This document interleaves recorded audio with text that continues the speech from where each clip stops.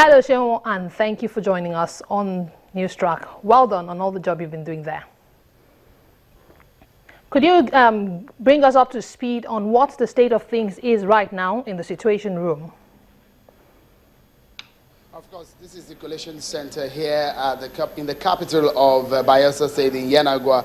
Precisely, we are at the Yenagoa Town Hall where the collation will be happening. Just a few minutes before we came on air, the public relations person of INEC came to announce to everybody that the collation will start. Some local government results are coming in, which means that we're going to get this exercise started in earnest in another 2 hours. 6 p.m., that's what is set to us, all of us here. A combination of journalists from every media organization you can think of in Nigeria are present here. And of course, observers, both foreign and domestic observers, also present here in this room. What everybody is waiting for is when the returning officer, just to the seat behind me, you can see the returning officer, see the REC, the National Commissioner, the security operatives, and their top officers are going to be present at this very exercise.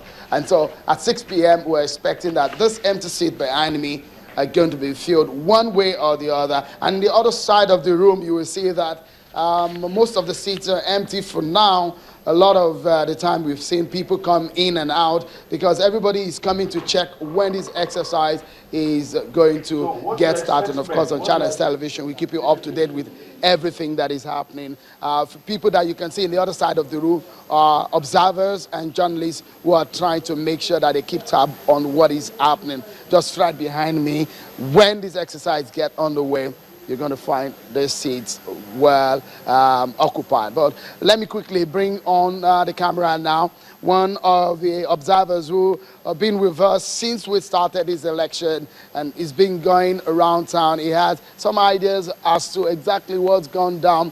But let me quickly give you an update of what is happening in southern Ijaw, in Brasnembe, and some other parts of Bayelsa State where the continuation of the elections are taking place today.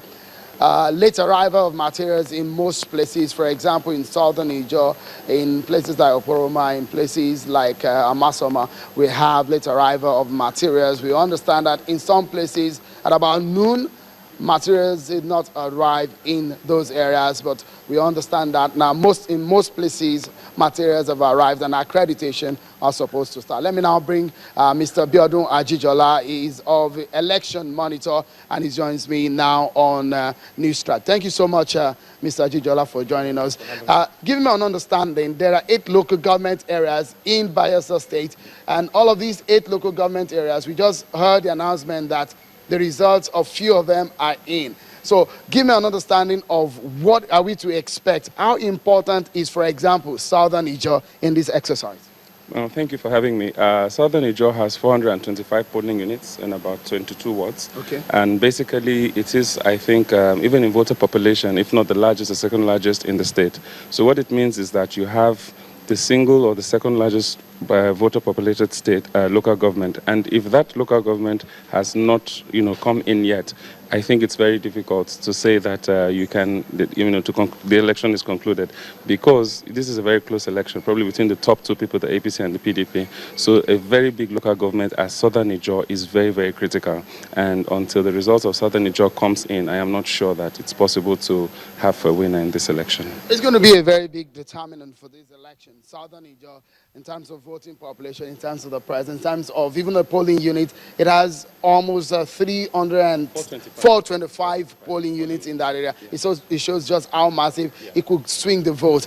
But with all of this that we have on the ground now, from what we've looked at, INEC's preparation, the conduct of this exercise, materials deployment, logistics, what is your take from what INEC told us yesterday and what happened today? What can you take away from this exercise of today? Well, it's very clear that the problem of this election is security. You cannot conduct an election where the security is inadequate. And INEC can only do a certain extent. If there's not enough security, INEC cannot perform. So for me, if you have a place that is known to be a flashpoint, a trouble spot, that has a lot of creeks, that has had issues in the past, and you have 14,000 officers, and you still cannot take control over that place to allow elections to hold in that place yesterday. And today we even had accreditation was commencing in some of these places as late as 12 p.m. So if you have this kind of situation, it means that we need to rethink the security strategy. We need to see how we can ensure that the security is more adequate so that we can prevent this kind of situation. Because for me, you cannot blame, for example, a polling officer who cannot go out if he doesn't have security. So that's it. We're talking about a situation of election. It is not war. Yeah. If you have people who are restive, if you have an area that is restive, you have people who are ready to battle, but we are not in a war situation. Don't you think it's a very tough task when we have people who are armed, who are civilians who are armed? Do you think is the fault of the security operatives, or what kind of situation are we in? Well, personally, I feel so. I would blame the security officials because in this type of election, I mean, we've had elections in countries like Afghanistan, having a war, right? And they have election. It all depends on how you apportion your security. Even in Kogi State, we had violence and we had cancellations that resulted in a supplementary election. And Kogi is not as terrible in security issues as Bayelsa. So it's not so much an issue of maybe you have some people that want to disrupt the process, but the security agents should be on top of the game and ensure that they ensure a safe ground. I mean, because if you are deploying 14,000 men and you still cannot ensure an election takes place, then I mean, that's something wrong, clearly. Thank you so much, Mr. Ajijola, for talking to us on News Track. Well, that's Biodun Ajijola of Election Monitor. He's been on the ground with his men, a number of them. He's one of, he belongs to a group out of the 50 observers are accredited for this election. Well, we are still here at the Collation Center at the Yenagoa Town Hall, and we are hoping that the vigil will end at some point. Emmanuel. All right, just a moment. Before I let you go, Sean, since security seems very hot on the plate, earlier police authorities had talked about some arrests in certain flash points in the state. What led to these arrests? Very well. I mean, all of us are aware what the security operatives told us this morning. INEC had a press briefing yesterday, and what INEC basically said yesterday was that elections are going to continue in 4 local governments, precisely, largely in the whole of southern Ijaw today.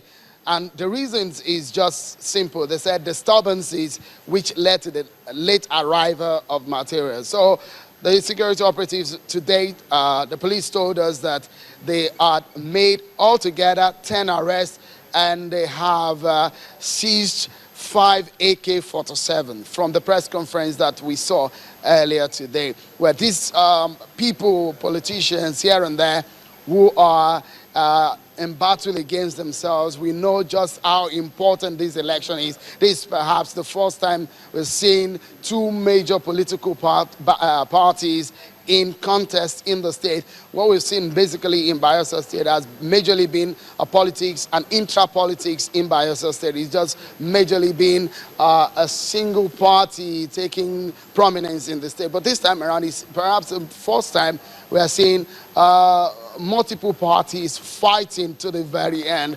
And the soul of a place like Southern Ijaw is up to fight for to the very end. And this is the kind of thing that we will perhaps expect and we can foresee politically, and in terms of the fact that, so we know what Bayelsa is. Pre-election report shows that there are, out of 8 local governments in Bayelsa State, 6 of them are of high security risk.